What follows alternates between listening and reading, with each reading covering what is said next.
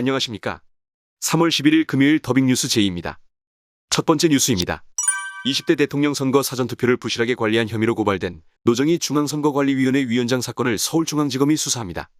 지난 5일 진행된 제20대 대선 확진 격리자의 사전투표 과정에서 투표 관리가 부실했다는 문제가 제기된 바 있습니다. 특히 종이상자, 쇼핑백 등 투표용지를 유권자가 직접 투표함에 넣지 못해 비밀선거 원칙이 훼손되었다는 것입니다. 전문가들은 이 같은 조치가 헌법에 위배된다고 지적하고 있습니다.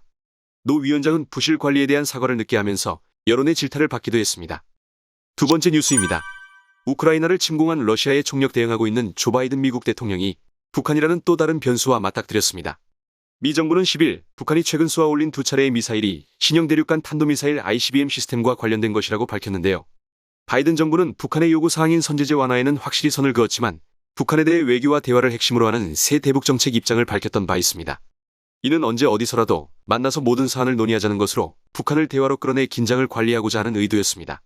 한편 북한은 미사일 시험 발사를 이어가다 올해 들어서만 무려 9차례의 무력 시위를 벌이고 있습니다. 이는 사실상 핵실험 및 ICBM 시험 발사 유해 선언의 폐기가 임박했음을 예고한 것으로 해석할 수 있습니다. 세 번째 뉴스입니다.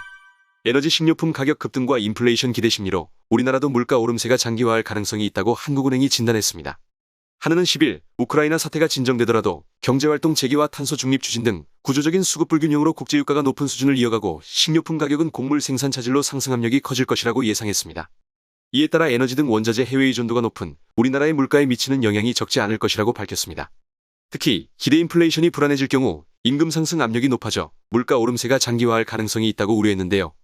한은의 최근 물가 상승에 대한 요인별 기여도 분석 결과 기대 인플레이션의 영향이 지난해 하반기부터 커진 것으로 나타났기 때문입니다. 실물 경제는 방역 조치 완화로 민간 소비가 회복되고 가계소득이 증가하여 양호한 성장세를 이어갈 것으로 예상했습니다. 수출도 러시아와 우크라이나에 대한 비중이 크지 않아 직접적인 영향은 제한적일 것으로 전망했습니다. 네 번째 뉴스입니다. 은행권 가계대출이 한국은행이 2004년부터 관련 통계를 작성한 이후 처음으로 2달 연속 줄었습니다. 한국은행이 10일 발표한 바에 따르면 지난달 말 은행 가계대출 잔액은 1060조 2천억 원으로 한 달 전보다 4천억 원이 줄었습니다. 지난해 12월 2천억 원이 줄어든 데 이어 2달 연속 감소입니다.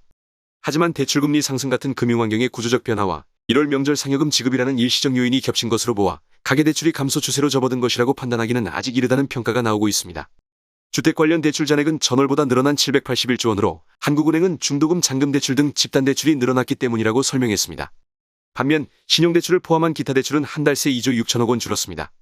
지난달 은행권을 포함한 전체 금융권 가계대출도 전월보다 감소했습니다. 한국은행 황영웅 차장은 1월 가계대출 감소는 대출금리 상승과 대출 규제도 일부 영향을 미쳤으나 명절 성과 상여금 유입 같은 계절 요인이 상당히 작용했다며 은행이 올해 초 대출을 재개하고 대출 수요도 상당한 만큼 이런 추세가 이어질지는 좀 더 지켜봐야 한다고 말했습니다. 마지막 뉴스입니다. CJ제일제당에서 노동조합 결성 움직임이 일고 있습니다. 1953년 설립 이후 70년간 노동조합 없는 경영이 깨지는 계기가 될지 주목되고 있는데요. 10일 한국노동조합총연맹은 CJ제일제당 노조는 최근 고용노동부에 노조 설립 신청서를 제출했다고 말했습니다. 다만 노조가 많은 조합원을 확보해 큰 협상력을 가질 수 있을지는 아직 불투명합니다. CJ제일제당이 70년간 무노조 경영을 이어오고 있고 최근 CJ대한통운 택배노조의 파업으로 인한 어려움으로 회사 내부 분위기가 노조에 우호적이지 않기 때문입니다. 회사 쪽은 아직 고용노동부로부터 노조 설립 통지를 받지 못한 것으로 전해졌습니다. 다음은 오늘의 채용 공고입니다. LG전자에서 2022년 상반기 채용 연계형 인턴 모집에 나섰습니다. 모집 조직은 HE본부, BS본부, H&A본부, 생산기술원, 디자인 경영센터 등입니다. 각 조직별로 채용 분야 및 자격 조건 등이 다르기에 지원자의 꼼꼼한 확인이 필요합니다. 채용 전형은 1차 서류 전형, 인적성 검사, 최종 서류 전형, 면접 전형을 거쳐 인턴 사원을 선발하며 인턴십 수행 과정 및 결과를 통해 최종 입사 여부를 결정합니다. 더 자세한 내용은 LG커리어스 사이트를 통해 확인하시기 바랍니다. 이것으로 3월 11일 더빙 뉴스를 마치겠습니다. 콘텐츠가 도움이 되셨다면 구독과 좋아요, 댓글 부탁드리며 알림 설정으로 더 좋은 콘텐츠를 받아보시기 바랍니다. 감사합니다.